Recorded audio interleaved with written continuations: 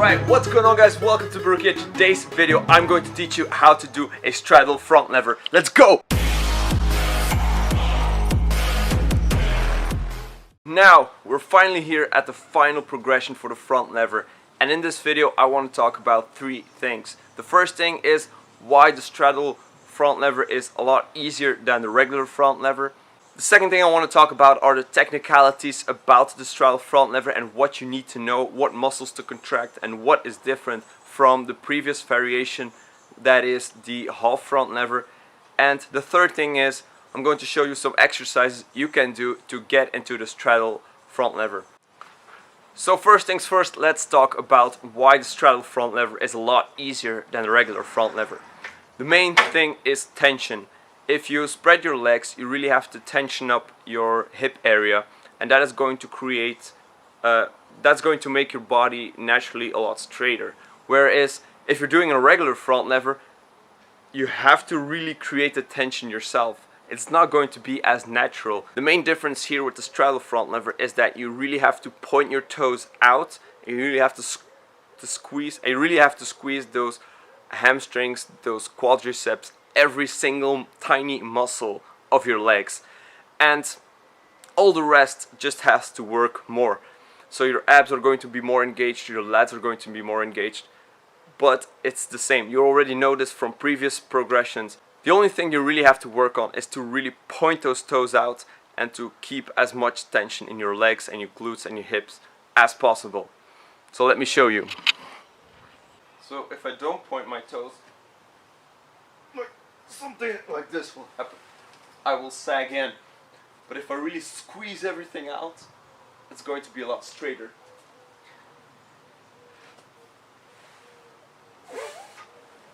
And that is something that you're really going to feel in your hip flexors.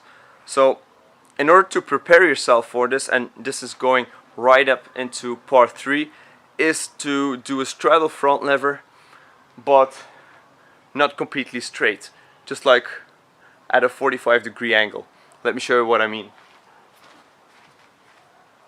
So we're going to do something like this.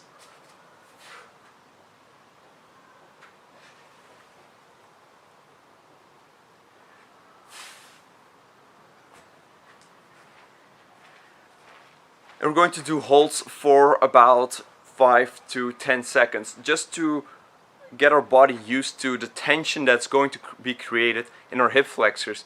Because when you're going into a full front lever, or a full straddle front lever, you're going to think about a lot of things. What you don't anticipate when you're doing the straddle front lever is that your hip flexors are going to cramp up. So this is something you have to keep in mind, and you can train it by doing it at a 45-degree angle. That way you're not going to put as much stress on your lats and core, but you really can get your body used to the tension in the hip flexors. For the straddle front lever, we're going to need a lot more lat strength. And in order to get that lat strength, we need to do movements in the front lever position. So a great one is L-sit pull-ups. So I'm going to show you. And the reason why you need a lot more lat strength is because the momentum that's going to pull you down is going to be a lot bigger because your legs are spread out. So let me show you right here. First one, L-sit pull-ups. Going into an L-sit, up in the sky, and then you're going to do pull-ups like this.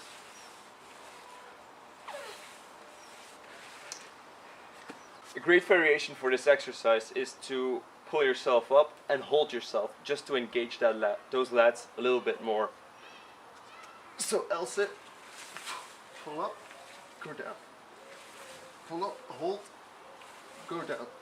Another great exercise is doing raises, like just straddle front lever raises.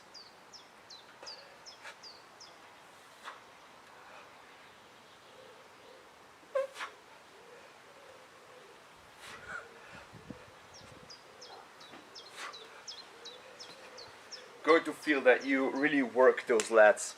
Another way, if you have access to barbells, a great way is to do a close grip row. So let's do that one right now. With a close grip barbell row, you're going to pull it like this. So you're going to work these muscles in the same plane. That's why you can use a barbell row as a carryover to your front lever.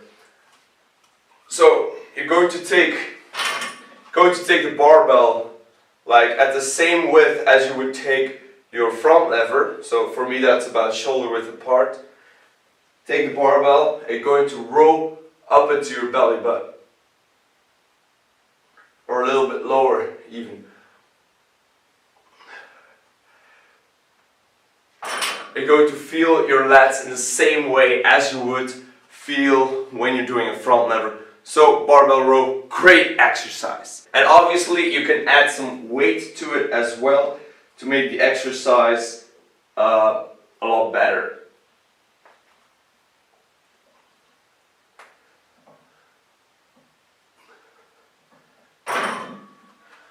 A great thing here is that you don't have to take as much weight because you want to have a nice contraction. You want to be as controlled as possible in order to have more carryover to your front lever. So there you have it, the final progression for the front lever. So we know that the straddle front lever is a lot easier than the normal front lever because you're creating tension and because you're spreading your legs apart. Also, if you want to be good at the straddle front lever, you need to contract your every muscle in your legs, and you need to really point your toes outwards in order to get the most benefit. And in order to train for the straddle front lever, you need to do a lot of rowing exercises. You need to build up a thick lat, and you can do this with a close grip row or with L-sit or advanced tuck front lever pull-ups. Also a great way to increase your strength in the lats is by doing weighted pull-ups. This is something I didn't say, but weighted pull-ups are a great way to increase your strength and in order to hold the front lever.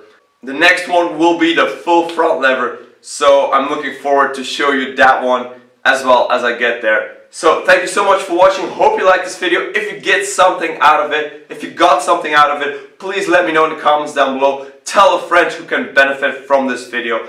And don't forget to like and subscribe.